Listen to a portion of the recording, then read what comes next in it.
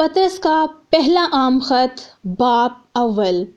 پطرس کی طرف سے جو یسوع مسیح کا رسول ہے، ان مسافروں کے نام جو پینتس، گلتیا، کپدیکیا، آسیا اور بیتونیا میں جا بجا رہتے ہیں، اور خدا باپ کے علم سابقہ کے موافق روح کے پاک کرنے سے فرما بردار ہونے اور یسوع مسیح کا خون چھڑکے جانے کے لیے بزرگیدہ ہوئے ہیں۔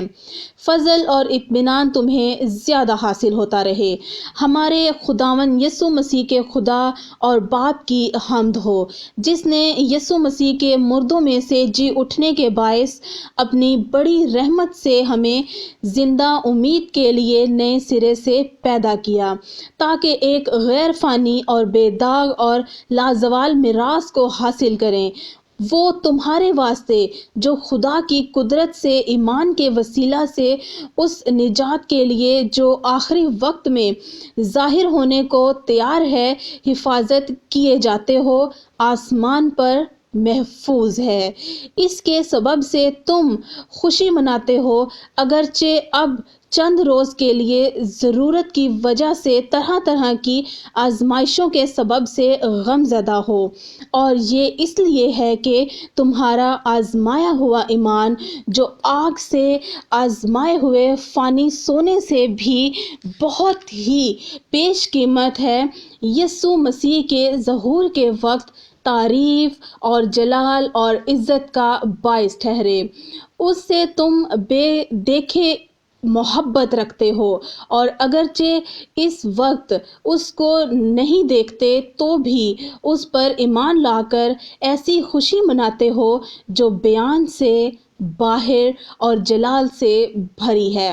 اور اپنے ایمان کا مقصد یعنی روحوں کی نجات حاصل کرتے ہو۔ اسی نجات کی بابت ان نبیوں نے بڑی تلاش اور تحقیق کی جنہوں نے اس فضل کے بارے میں جو تم پر ہونے کو تھا نبوت کی۔ انہوں نے اس بات کی تحقیق کی کہ مسیح کا روح جو ان میں تھا اور پیشتر سے مسیح کے دکھوں کی اور ان کے بعد کے جلال کی گواہی دیتا تھا، وہ کون سے اور کیسے وقت کی طرف اشارہ کرتا تھا۔ ان پر یہ ظاہر کیا گیا کہ وہ نہ اپنی بلکہ تمہاری خدمت کے لیے یہ باتیں کہا کرتے تھے، جن کی خبر اب تم کو ان کی معرفت ملی، جنہوں نے روح القدس کے وسیلہ سے جو آسمان پر سے بھیجا گیا تم کو خوشخبری دی، اور فرشتے بھی ان باتوں پر غور سے نظر کرنے کے مشتاق ہیں۔ اس واسطے اپنی عقل کی کمر باندھ کر اور ہوشیار ہو کر اس فضل کے کامل امید رکھو جو یسوع مسیح کے ظہور کے وقت تم پر ہونے والا ہے،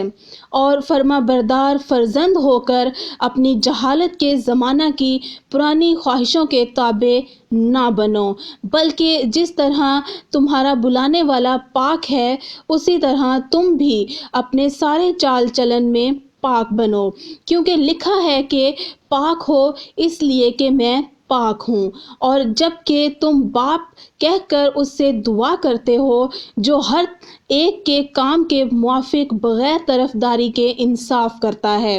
تو اپنی مسافرت کا زمانہ خوف کے ساتھ گزارو، کیونکہ تم جانتے ہو کہ تمہارا نکما چال چلن جو باپ دادا سے چلا آتا تھا، اس سے تمہاری خلاصی فانی چیزوں یعنی سونے چاندی کے ذریعہ سے نہیں ہوئی، بلکہ ایک بے عیب اور بے داغ برے یعنی مسیح کے پیش قیمت خون سے۔ اس کا علم تو بنائے عالم سے پیشتر سے تھا، مگر ظہور اخیر زمانہ میں تمہاری خاطر ہوا کہ اس کے وسیلہ سے خدا پر ایمان لائے ہو،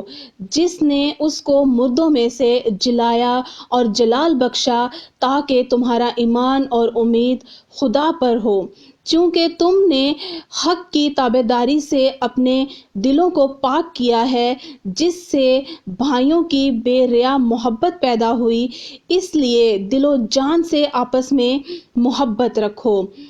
کیونکہ تم فانی تخم سے نہیں بلکہ غیر فانی سے، خدا کے کلام کے وسیلہ سے جو زندہ اور قائم ہے، نئے سرے سے پیدا ہوئے ہو۔ چنانچہ ہر بشر گھاس کی مانند ہے، اور اس کی ساری شان و شوکت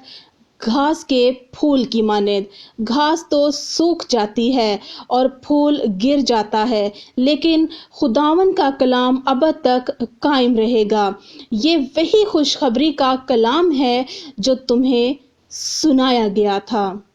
آمین۔